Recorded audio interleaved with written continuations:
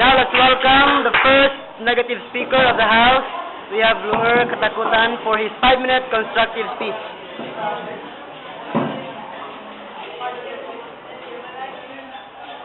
Life is too short, so why not enjoy life to the fullest? Moderators, board of judges, our worthy opponents, people in this most august assembly, good morning.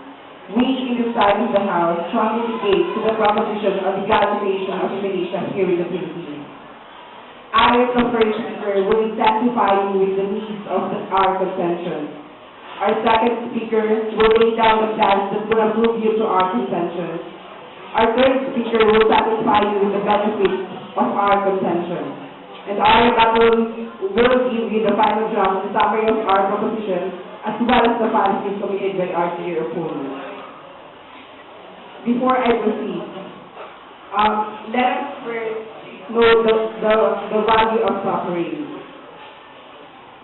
Pope John Paul II said, "Down through the centuries and generations, it has been that suffering, there is a concealed power that draws a person internally close to Christ."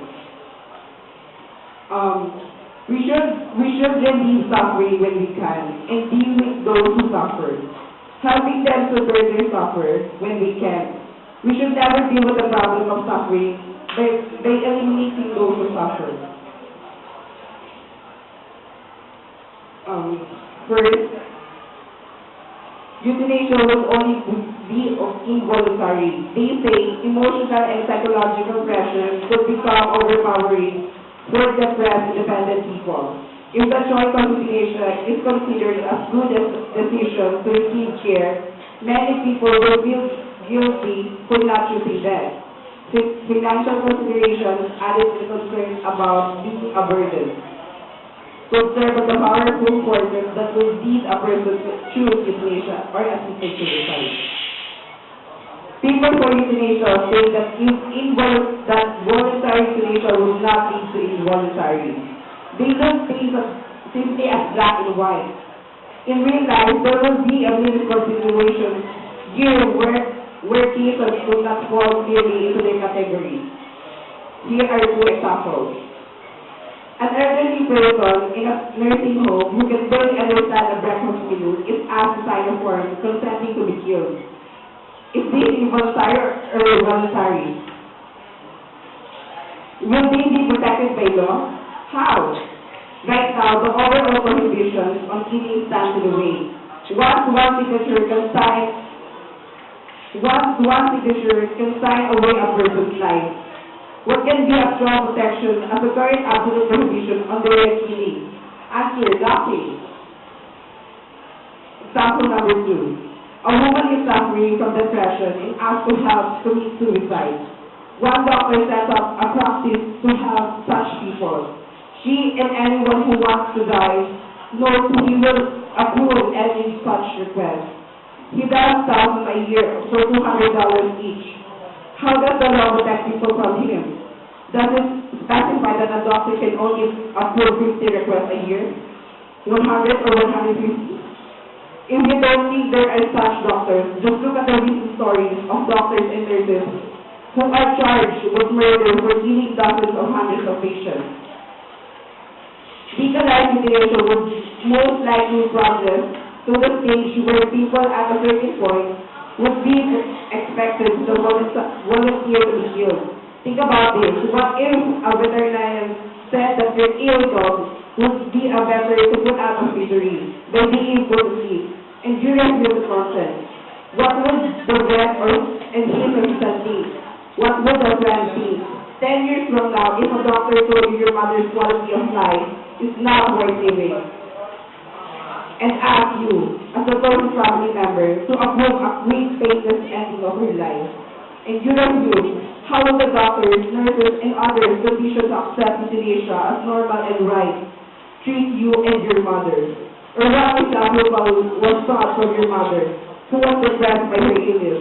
Would she have the strength to refuse whatever the nursing home expected from serious ill elderly person? The movement of one side to involuntary euthanasia would like the movement of abortion, from only for the life of or health of the mother, as was proclaimed by advocates 30 years ago to today's abortion on this demand, even if the baby is half born. Euthanasia people state that abortion is something people choose.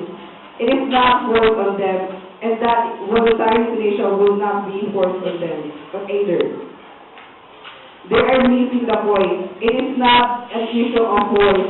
It is an issue that the way laws against an action can be broadened and expanded once something is declared legal. I am now ready for my meeting.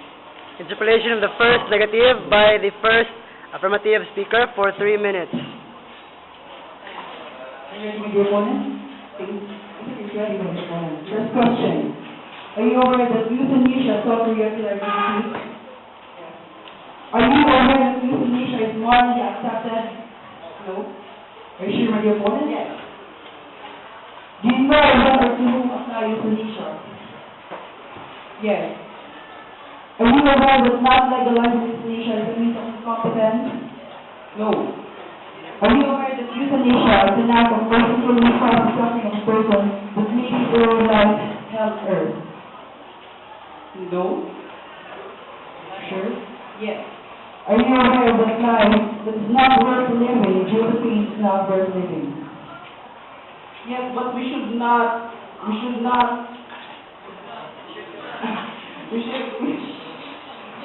Okay, next question. Are you aware that euthanasia helps people overcome physical and emotional pain? yes. Are you aware that some cases of cancer patients or any patient who suffer from intolerable pain, painkillers is just temporary, Cancer patients can be cured. but painkillers is just temporary? 9. Is God knows that you are suffering and dependent? Yes. If so, if you are suffering from great worse pain and lack of death, do you still want to continue on earth? Yes. Right. Because we value the sanctity of life. Okay. Now for the question, Thank you so much, both speakers.